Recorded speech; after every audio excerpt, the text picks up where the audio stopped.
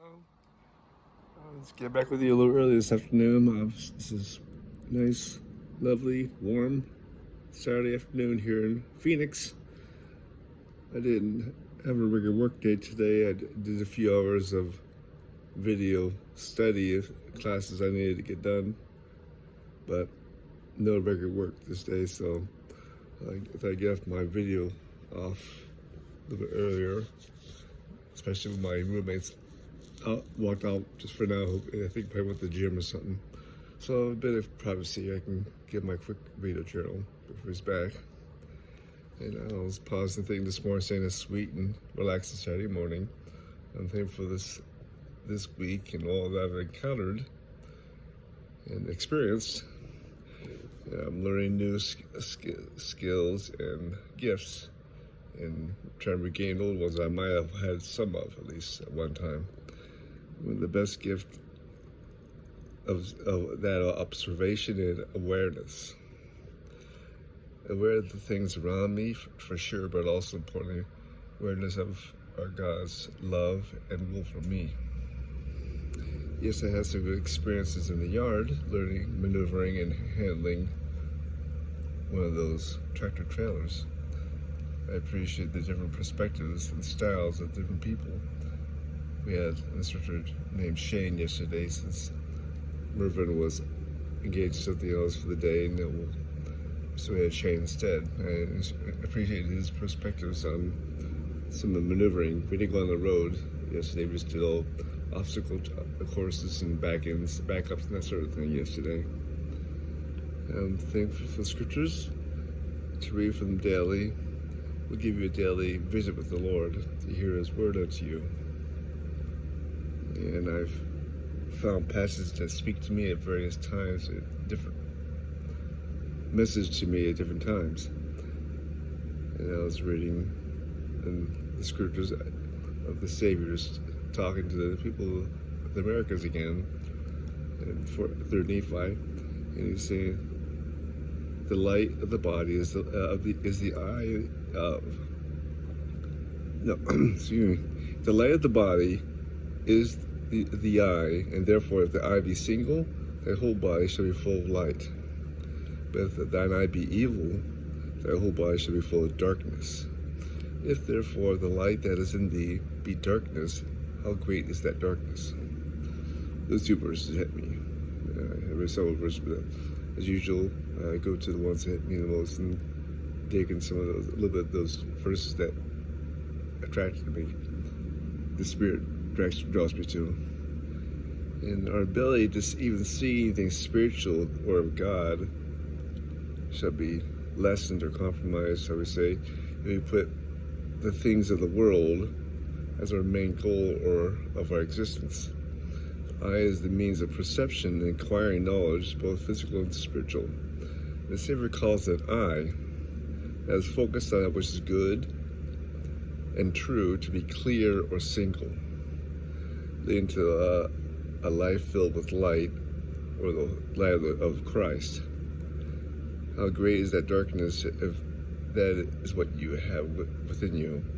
That darkness is so much greater because it represents a complete inability to perceive truth, perceive things of God, both in the eternal world and within ourselves. It's scary to see seeing that actually happening in a life, someone's life I know. Things they once held as true and sacred, they can't even see or perceive them anymore in their lives. Where we place our eye will be dependent on what we love. Elder Barlow addressed this in last conference when he tells us the key question is this in this inquiry of the Lord by the Lord, where he said, "Lovest thou me more than these?" will show that our love to the Lord, when we put Him above all these other things, can be where they can be anyone, any activity or anything that can displace Him from being the most important influence in our lives. And we need to budget our limited resource, time, wisely. We we may love certain things that we pursue, and we can pursue things differently, but the gospel can be just an important part of my life. It has to be the center of my life. President Nelson once said, the question is, for each of us, is the same.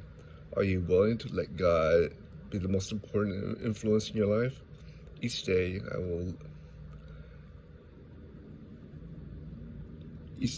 recall the line of the Lord's Prayer where He said, "Thy will be done.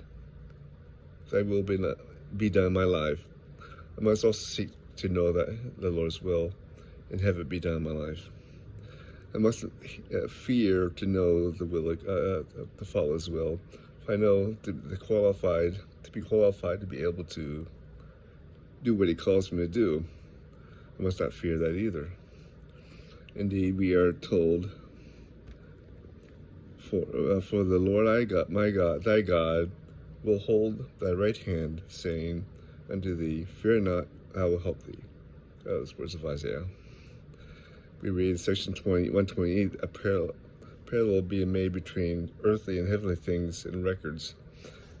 We talk about keeping records of the work of the dead. He was saying, as are the records of the earth in relation to your dead, which are truly made out, so also are the records in heaven. This, therefore, is the sealing and the binding power, in one sense of the word, the keys of the kingdom, but consists in the key of knowledge. The ordinances we do are the basis for the sealing and binding power between the dead and the living. The power is rooted in the key of knowledge, which is the understanding of how to perform ordinance and use the priesthood. The principle is crucial for the salvation of the living and the dead. As we reading, indeed, our salvations depend on the salvation of the dead. For their salvation is necessary, for it's essential to our salvation. As Paul said once, that without us without us cannot be made perfect. We without them cannot be saved. And the salvation of the dead is vital for the living because it's a central part of the Christian faith, I believe. And we have the binding authority now restored with the restored gospel of Jesus Christ here on earth. Now, if these things of authority were not here, then the work of the sealing by which the family units are preserved could not be performed. Then the binding power by which all the blessings are sealed in heaven as well as on earth would be lacking. And if it's lacking, the earth would be wasted. Its coming. The ultimate goal, so as to not waste the whole purpose of this beloved earth, is to have us all bound together in covenants through the generations.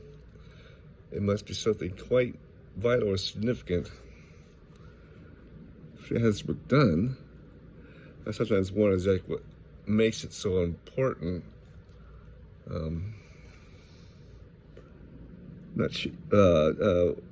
For it all to be done, but to be bound together with something must be quite vital and sweet. This binding or sealing wasn't done, the whole work of God's world would fail and be utterly wasted. Such a condition, of course, shall not be. It's such interesting things.